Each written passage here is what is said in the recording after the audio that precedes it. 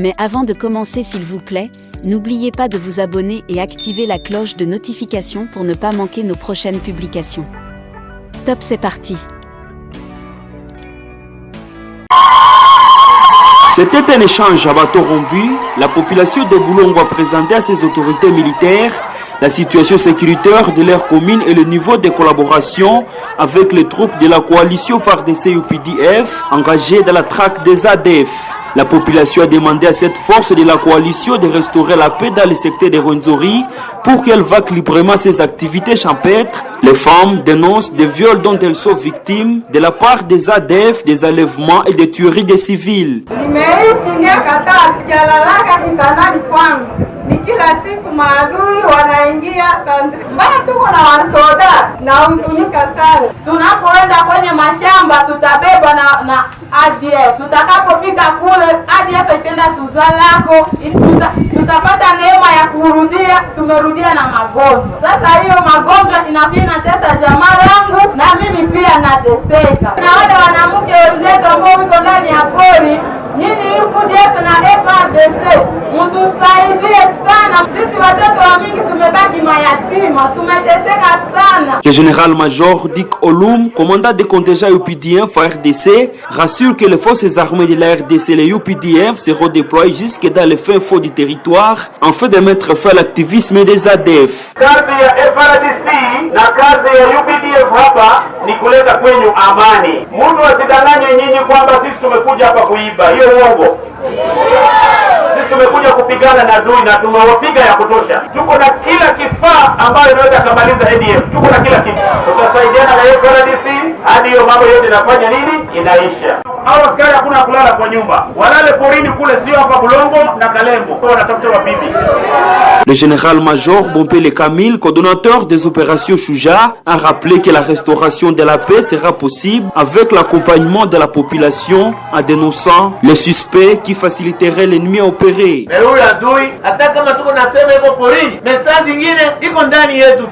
Inafaa tumuone sisi watoto wa Bulongo hivi tuko natafuta kimya. Inafaa tusiungane na adui. Tunasikilizana.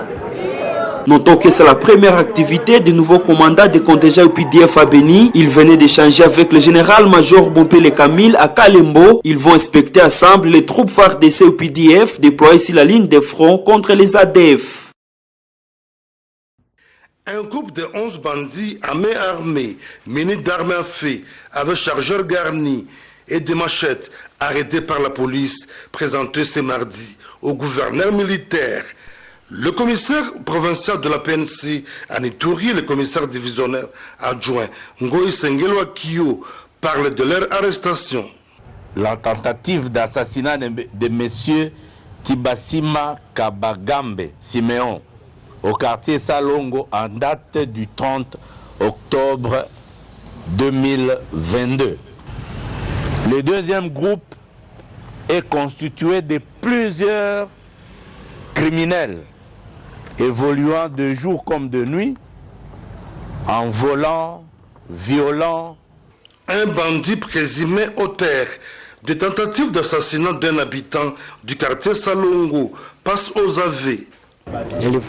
J'ai été arrêté parce que Samy nous a envoyé tuer Siméon, car ce dernier nous a promis $1000 après que cela soit fait. Cette action de la police est saluée par cette femme qui a vu ses biens volés récupérés. Je remercie le travail abattu par la police, car c'est grâce à elle que je puis retrouver mes biens volés. Au gouverneur militaire de l'Ituri, le lieutenant général Lubuyan Kashuma Johnny, d'encourager le travail abattu par la police avant de réaffirmer la détermination de l'administration militaire à lutter contre l'insécurité dans la ville de Bunia et ses environs. Mon général, je tiens vraiment à vous féliciter, à féliciter notre police, à féliciter notre armée, comme je l'ai dit, et que je pense que nous sommes sur le bon chemin. Cette opération menée par la police rassure la population de Bunia et environ qui ne jure qui par le soutien et l'accompagnement de l'administration militaire dont les actions dans le cadre de la lutte contre l'insécurité sont palpables. Pour preuve, il s'observe une accalmie sur toute l'étendue de la province depuis plus d'un mois. Lutte contre la pandémie du Covid-19, les nouvelles recrues dans les FARDC au Nord Kivu ont volontairement pris la décision de se faire vacciner avant leur acheminement dans le centre de formation. L'opération de vaccination a été effective ce mercredi 9 novembre 2022 dans l'enceinte de la 34e région militaire. Une recrue de sexe féminin qui s'est faite aussi vacciner a témoigné que les filles sont capables de défendre la nation en s'enrôlant dans l'armée. Cette vaccination pour toutes ces recrues constitue une protection, ont-elles confirmé. Ils réitèrent toujours leur engagement de combattre les ennemis de la paix et la sécurité en RDC. Ameza pona bashinjikana te, ameza pona bambeli bangi te, ameza pona baso bazo melalika ya te, non eza bato o bazoka liloba ya Nzambe pe bato yo donc baza na posa ya kosoutenir mboka na biso. Soki balobi parité biso basi pe tozali to monisa pe makasi na biso basi pona nini lelo ekozala kaka te ke bamibali nde bakokonza mboka lobi mwasi pe moko akoki koleka president ye pe akoki kokonza mboka yango nga nasengi na basi baya mingi na musala oyo baya to soutenir mboka na biso pe tomonisa ke vraiment parité eza na mboka. De son côté, le porte-parole de la 34e région militaire, le lieutenant-colonel Guillaume Djike, rassure que ces jeunes recrues dans l'armée ont délibérément pris cet engagement. L'objectif ici, c'est de mettre fin à l'agression comme l'a voulu le commandant suprême des forces armées de la République démocratique.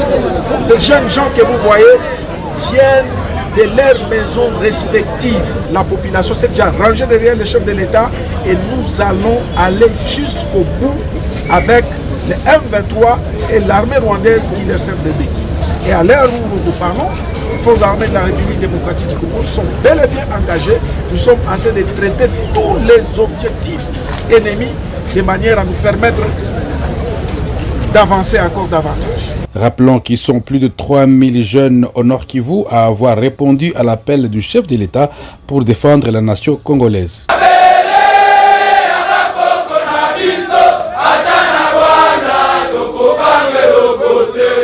Cet embargo concerne exclusivement les groupes armés.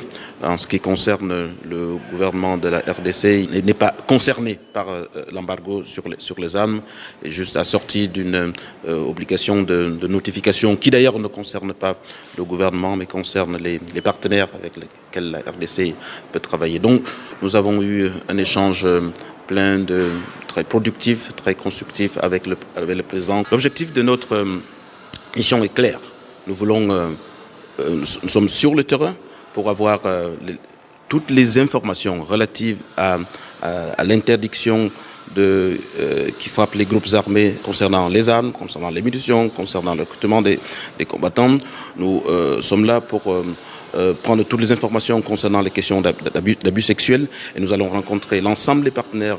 Ce qui est important pour nous, c'est d'avoir des informations actualisées et les mettre à la disposition du Conseil de sécurité et tous les autres agences compétentes des Nations Unies pour que en temps voulu, n'est-ce pas, que les décisions puissent être prises de façon éclairée en connaissant exactement ce qui se passe sur le terrain. Voici la situation qui a prévalu l'avant-midi de ce mercredi 9 novembre dans la localité de Kabacha. Ce centre est toujours sous les chocs de cette attaque spectaculaire signée par des présumés rebelles ADF la nuit des mardi 8 à ce mercredi 9 novembre. À cet endroit sont souvent stationnés dans les heures nocturnes des véhicules en direction de Butembo ou Beni. Ces rebelles ont surpris ces groupes de véhicules. Pendant les heures matinales, les feux posés par ses ennemis sont toujours vifs dans ces camions. Les biens continuent à être sauvés, mais c'est trop tard. Cet autre camion marqué Fuso est brûlé, mais les marchandises sont toujours sauves. Cet homme en est le chauffeur assistant. Il a assisté à l'évasion de ses ennemis qui, pour semer des confusions, se sont habillés en une tenue similaire à celle des militaires FARDC. Walikuwa wengi kuko basika bashabana na benye bana kwaka pale kwa hospitali bashafunga madrape manini pale. Tosa barikamata telefone ya mubose na lare wakechoma gari mubose na makimbia na mdogo wake na kila mtu anaenda bwake na ameenda kontrole mkabini lare. Njoo sasa walengalia kizi wale wamekimbia wakichimbwa sasa gari. Dans cette partie centre, de nombreux bâtiments sont réduits en centre. Celui-ci, par exemple, finit à peine 2 semaines depuis qu'il a été achevé. Cet tenancier des kiosques n'avait pas encore fermé sa porte pendant que ce drame s'est déroulé. D'après lui, tout est parti d'un mouvement de ramassage des sauterelles. L'ennemi s'est infiltré et a profité de la situation. 0h30 tu ateka mipanzi hapa watoto viko mingi public iko magari uangalie tout cela. À quelques 300 mètres vers le nord se trouve le centre de santé de référence de Kabasha. Ici, dans sa partie intérieure, l'on enregistre d'énormes dégâts matériels. L'administrateur gestionnaire de cette structure sanitaire nous fait constater les dégâts. C'était dans cette salle, là où on mettait les soins en urgence. Il y avait des concentrateurs, il y avait du matériel de réanimation. Voilà tout ce parti à feu. C'est dans cette salle ici, là où il y avait la chambre d'accouchement, salle d'accouchement. Voilà les lits gynécologiques et le reste. Et les lits de postpartum qui sont déjà incendiés. Là-bas, nous avions une couveuse pour les enfants prématurés et portés disparus. La pharmacie était de l'autre côté là. On a porté tous les médicaments. Dans les centres hospitaliers Kabasha, les ennemis ont enlevé un médecin qui était commis à la garde. Ils n'ont pas porté aucun malade. Tous les malades ont répondu présents le matin. Seulement, ils sont partis avec un de nos médecins. C'est le docteur Jeannot qui, jusque-là, il n'est pas encore de retour. À l'état actuel, il y a la grande partie est incendiée. Et nous sommes restés avec un seul bâtiment qui reste encore debout, mais avec des fenêtres cassées. Tokea hapa pengine. Hapa anapanda tu hapa. Masasi ya kwanza ilikuwa kwa barabara hapa karibu hapa. Karibu hapa. Nyingine nyumba mjenjo hii basha bilinga hapa. Mais kwangu ni hapa. Ce jeune homme est l'une des victimes. Il nous conduit dans ce domicile incendié. En la croire, ces inconnus voulaient les prendre pour guide pour traquer leur cible. Mais il s'est échappé des mains de ses assaillants. Kujua tena mimi nilipita hapa. Nilipata napanda hapa, mara moja walinifuata tunafuatana hapa tu mwikilima hapa. Kaka. Sasa nilifika pale mbele. Ndio bakanifuatisha sasa masasi. Ndio nikaenda mkono na miguu. Nikaenda tu na mtoto kule nyuma. Mimi napata, mimi naacha mtoto, mimi nakimbia mimi peke mara moja. Bali nikuta hapa. Sasa wakiona kwa gizi nimekimbia ile njoo kolere yenyewe walirudia nyuma akasema tufuate tuchome nyumba. Tuchome nyumba yake mara moja. Juu tumemshindwa. Na watoto wengine walikuwa wanalala huko. Basha lunguza vitu hapo boyo na makuku zangu zilikuwa huko walifika ndani. Mimi nashindana na banganga kule, tunashindana na banganga ba daktari kule nyuma kwa hospitali.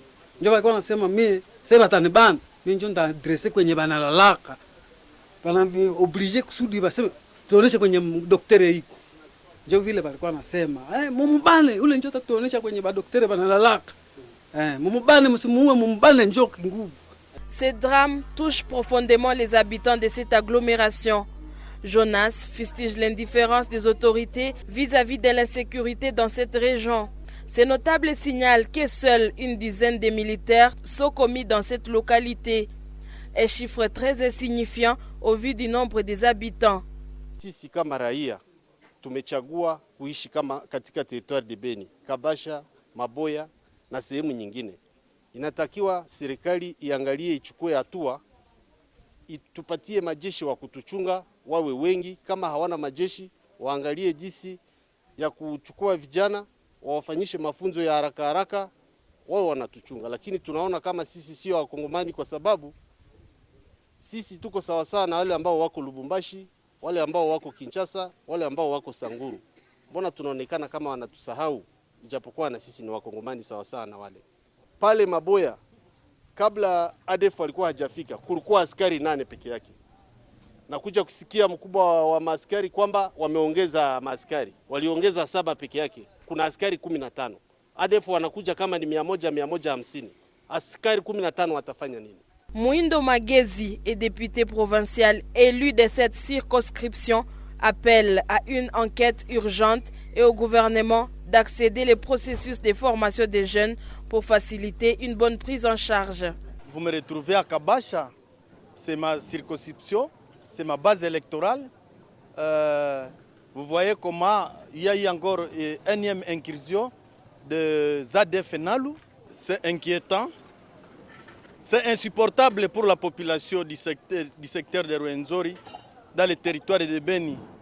Parce que ce n'est pas pour la première fois que l'ennemi inquiète la population et que ce n'est pas la première fois que la population est en train d'alerter, mais rien n'est pris en charge. Pour le gouvernement, nous avons demandé, nous députés, à ce qu'on puisse augmenter les effectifs au niveau du Grand Nord, mais aussi la logistique et prendre en charge ces mêmes militaires. Nous avons, moi et vous, nous venons de demander à la population, vous allez trouver qu'il y a eu seulement 8 policiers et que l'ennemi est venu à plusieurs hommes. C'était aux environs des centaines des hommes qui ont fait l'incursion ici. Comment les 8 policiers pouvaient supporter les centaines de militaires? Je sollicite à ce qu'ils puissent ouvrir d'abord les centres de formation, accélérer notamment à Nyaleke, qui était là auparavant, à Rumangabo, afin que cette jeunesse puisse se prendre à charge en faisant une formation accélérée deux mois, pour que cette jeunesse puisse se sécuriser ses parents. Jusqu'aux heures d'après-midi de ce mercredi, les bilans étaient de 3 morts, une vingtaine de maisons incendiées et une trentaine de personnes emportées par ces rebelles. L'attaque des ADF à Kabasha intervient à moins d'un mois après celle qui avait ciblé la localité de Maboya, située à une dizaine de kilomètres de Kabasha, la nuit du 19 au 20 octobre 2022. La communauté internationale nous a demandé d'ouvrir nos frontières pour accueillir les réfugiés, principalement les réfugiés Hutus. Ils sont venus chez nous. Les efforts qui ont été faits par les gouvernements à l'époque pour les ramener dans leur pays étaient frustrés par la même communauté internationale. En 1997, honorable président, c'était notre guerre de libération. Après 32 ans de dictature, il y avait eu la guerre de la libération. On a libéré notre pays de dictature par notre 3e président de reste mémoire, M. Laurent Désiré Kabila.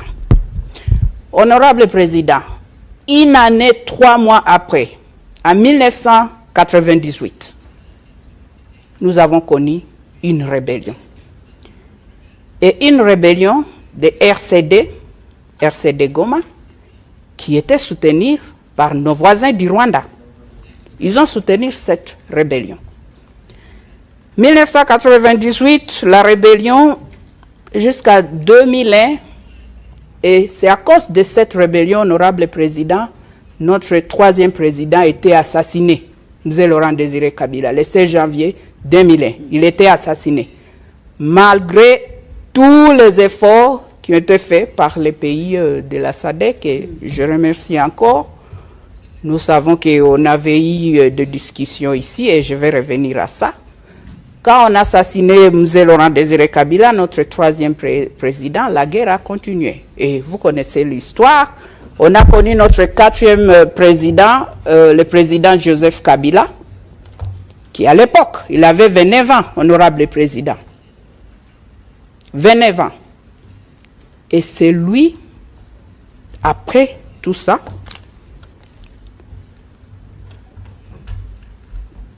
nous avons entré dans de dialogues, de discussions, et c'était ici en Afrique du Sud, avec les mouvements rebelles du RCD Goma. Et les autres, la société civile et des autres groupes d'opposition. Honorable président, de 1998 à 2003, le RCD Goma a occupé la partie est de la République démocratique du Congo, c'est-à-dire le Nord Kivu, partie du Sud Kivu. La RCD Goma, Rassemblement des Congolais pour la démocratie, c'était ça. Ils ont occupé cette partie de la République démocratique du Congo avec le soutien de notre voisin, le Rwanda. Ils ont fait 5 ans dans cette partie de notre pays. Mais ils n'ont jamais délogé les FDLR, qui sont des groupes de... Je ne sais pas si c'est... Comment je peux dire? Ce sont des génocidaires, comme il dit, mais ce sont des Rwandais. Ce sont des Rwandais qui sont venus là, comme je vous ai expliqué, j'ai expliqué à cette auguste plénière, mais ils n'ont jamais délogé pendant 5 ans ces groupes de FDLR. Jusqu'à aujourd'hui, ils sont là-bas. Si eux, ils n'étaient pas en mesure de faire ça pendant 5 ans, qu'ils ont occupé notre territoire, honorable président, pourquoi nous parlons de cette histoire jusqu'à aujourd'hui? Excusez-moi, je vais dire, c'est de la mauvaise foi. Parce que l'FDLR a tué beaucoup de Congolais plus que les Rwandais. L'FDLR opère dans notre territoire. Nous avons 2 345 000 km². Mais il y a des pays qui sont plus grands que nous, mais on gère les pays, c'est possible de gérer.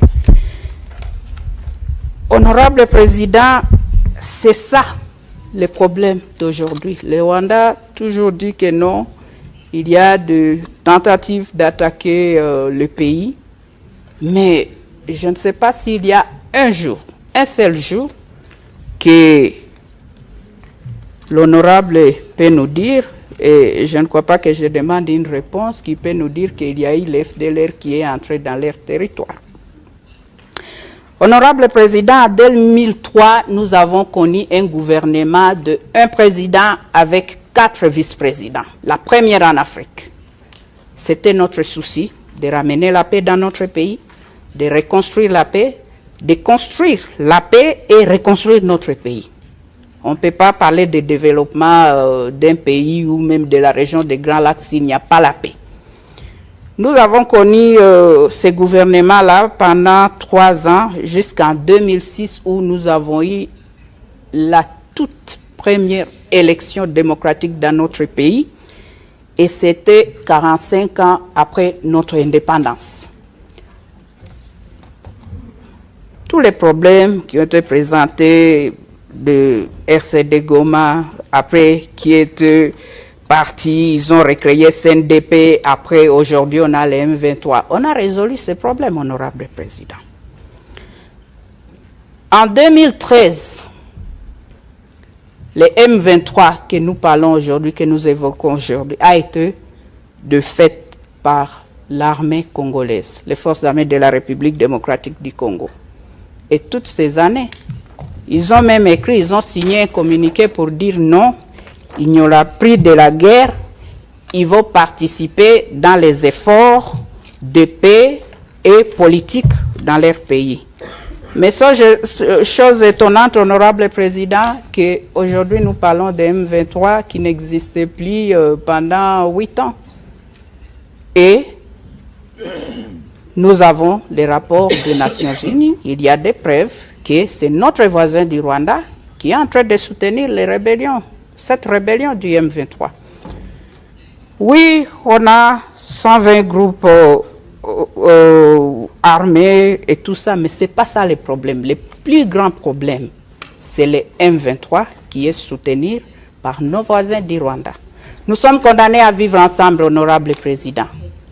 Comme je viens de le dire, nous soutenons les efforts de la paix, mais peut-être j'ai une proposition et peut-être nous devons noter ça aussi.